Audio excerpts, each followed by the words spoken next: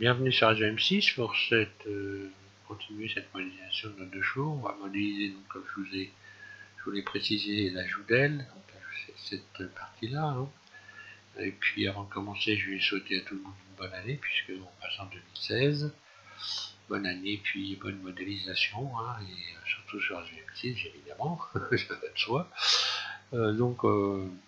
On va passer à cette modélisation. Je vais vous faire voir donc la pièce en question, comme je vous l'ai fait voir déjà sur le tuto précédent, donc où je vous ai précisé quelques explications.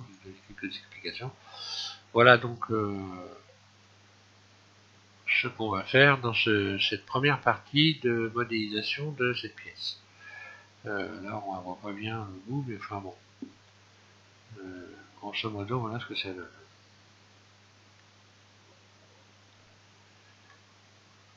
Donc je vais la supprimer, X, et on va attaquer ça.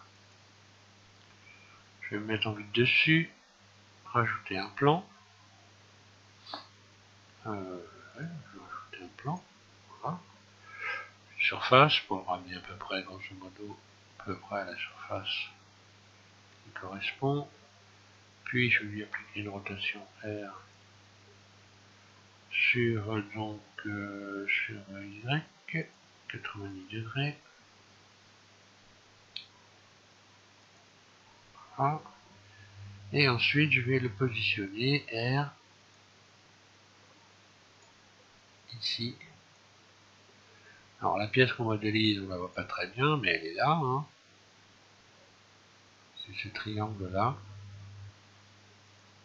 Voilà, il va peut-être falloir que je me mette autrement qu'en barrissant, ça sera mieux. Poignée de déformation, j'ouvre un petit peu comme ceci. Et je vais bien placer ce plan ici au bord du capot en allant bien jusqu'à là, quitte à dépasser un tout petit peu éventuellement.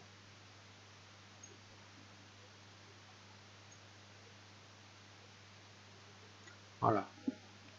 Ensuite, je vais me mettre en vue de face. 1. Mon pavé numérique. Je le replace comme ceci, à peu près. Une fois qu'on a fait ça, on va passer en mode Edit, en mode transparent. Et on va commencer à placer les vertices au bon endroit. Donc, il y en a un qui va se placer ici à peu près au milieu du capot. Puis un autre qui va venir se placer ici. Alors là, on a le bout. Donc à peu près à la même distance entre ce vertice-là et le bord du capot ici, pour avoir une petite surface qui remonte sous le capot. Ensuite, je prends ce vertice-là, je vais le positionner ici sous le bord de l'aile. Et celui-ci ici au coin.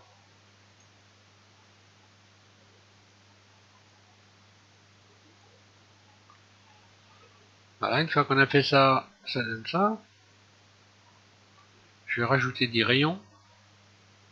Donc, CTRL R, 10 rayons, je vais tourner ma roulette. Je regarde en bas à gauche de mon écran et je vois 10. Un clic gauche, 2 clics gauche. Ensuite, on va donc ici avec les poignées donc, de déplacement, créer un petit bord qui va passer sous le capot.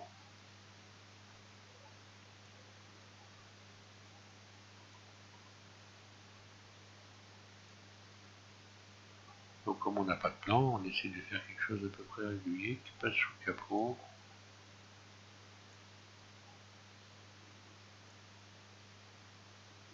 Voilà, je sélectionne toute ma ligne de vertice, W relax, je relaxe ma ligne, et ensuite je vais passer en dessous ici, en commençant par ce vertice là, que je vais coller ici, sous l'aile, donc en dessous du bord du trait rouge. Vous remarquerez probablement que j'aurai ici une épaisseur qui sera plus importante que celle de la pièce réelle. Alors ça c'est voulu. Hein. Si sur des petites surfaces comme ça, vous essayez d'être très précis, vous allez bien vous amuser, je vous garantis. Donc je préfère la faire un peu plus grande, ce n'est pas une catastrophe. Donc une fois que j'ai fait ça, W, un petit coup de relax pour ramener tout ça bien correctement. Alors à partir de là, on va sélectionner en mode arrête ici, cette arrête-là,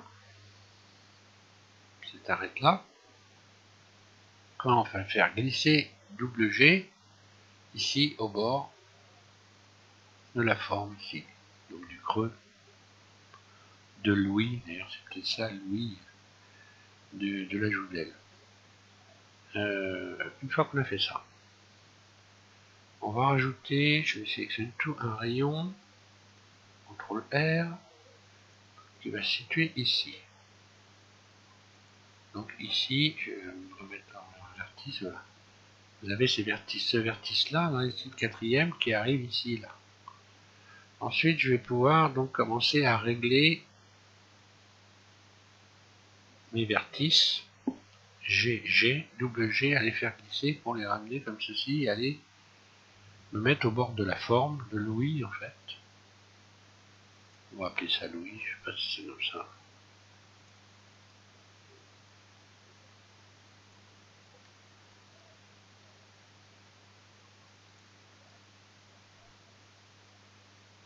Celle-ci, vous la ramenez là.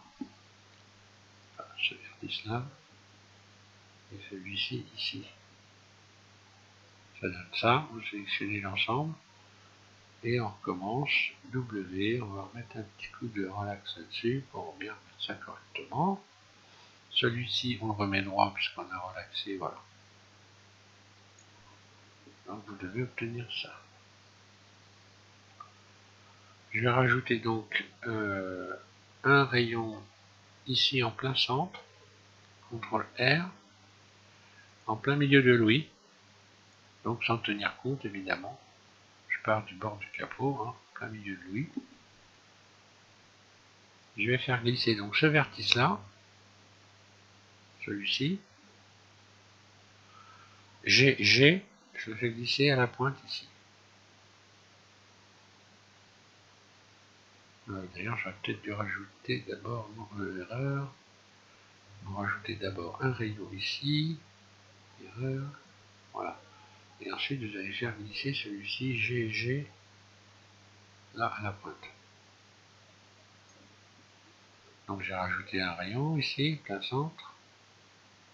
Un rayon ici, pardon, et je fais glisser à la pointe. Ça donne ça.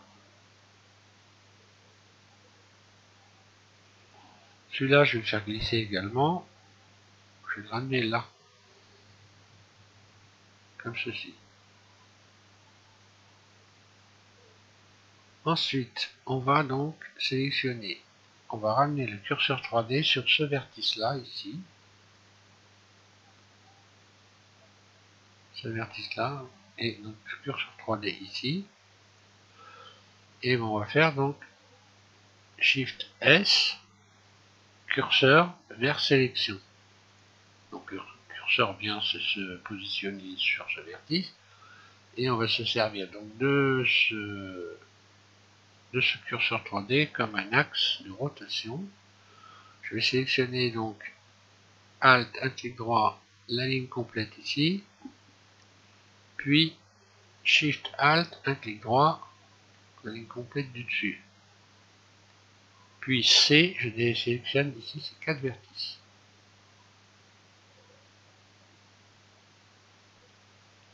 À partir de là, on va se mettre en vue de dessus.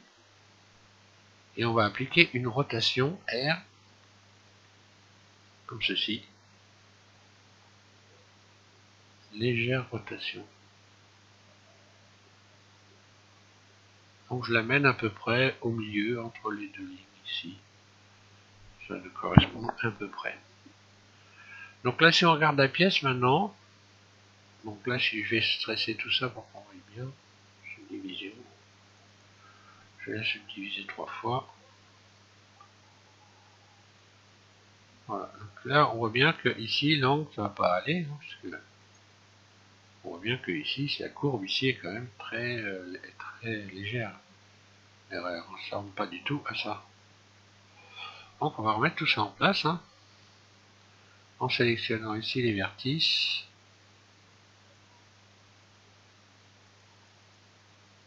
Voilà.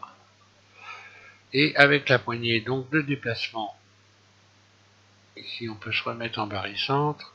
Et puis avec cette poignée de déplacement, on va venir adoucir ici.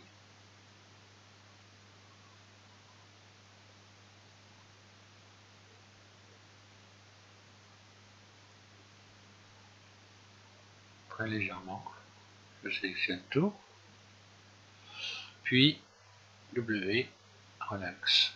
Je relaxe le tout. Ce qui me donne ceci. Donc là, ça commence à ressembler à quelque chose. En fait, c'est pas très compliqué à faire, mais il faut bien suivre, les manips précisément pour pas se planter. Tiens, pendant que j'y suis, je vais l'adoucir, comme ça sera fait. Voilà.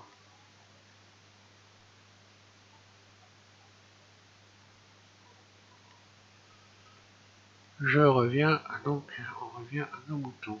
Ça nous donne ça. Ensuite, on va rajouter un rayon ici. Je sélectionne tout. Vous allez rajouter donc un rayon. Là, par exemple, j'y suis, voilà. On va rajouter un rayon ici. En plein milieu. Et là, on va pouvoir pratiquer une rotation. Donc, toujours en se servant du curseur 3D. Je reviens avec mon curseur 3D. Voilà. Qui est venu se placer ici au bord. Sur cet ensemble de vertices. Et là, je vais encore une fois désélectionner C comme ceci en appuyant en continu sur la roulette de ma souris. Je désélectionne donc ces deux vertices là. Et donc là, je vais pratiquer une rotation, donc en vue de face, R, et je vais descendre ceci comme ça. Pour retrouver ici, vous voyez, une espèce de parallèle. Ce qui va me donner, une fois que je vais avoir, hop là, oula. Et là, vous obtenez ça.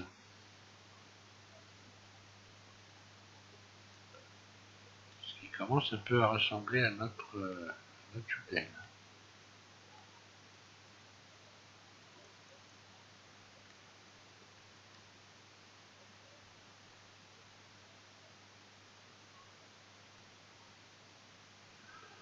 Et donc, pour l'instant, je vais pas aller plus loin. Il faut vraiment, comme je vous ai dit, hein, je vais vous faire 3 ou 4 tutos pour cette pièce, qui est peut-être un petit peu plus délicate à réaliser que ce qu'on a vu jusqu'à maintenant. Donc, il faut bien réussir avant de passer au tuto numéro 30, puisque celui-là, ça va être le 29. Avant de passer au numéro 30, il faut vraiment que vous réalisiez bien cette pièce déjà, ce début de pièce. Voilà, je vous remercie de suivre les tutoriels donc sur FM6 de cette modélisation de notre 2 chevaux. Encore une fois, une bonne année. Et puis je vous invite à regarder le suivant qui sera donc le numéro 30. Merci.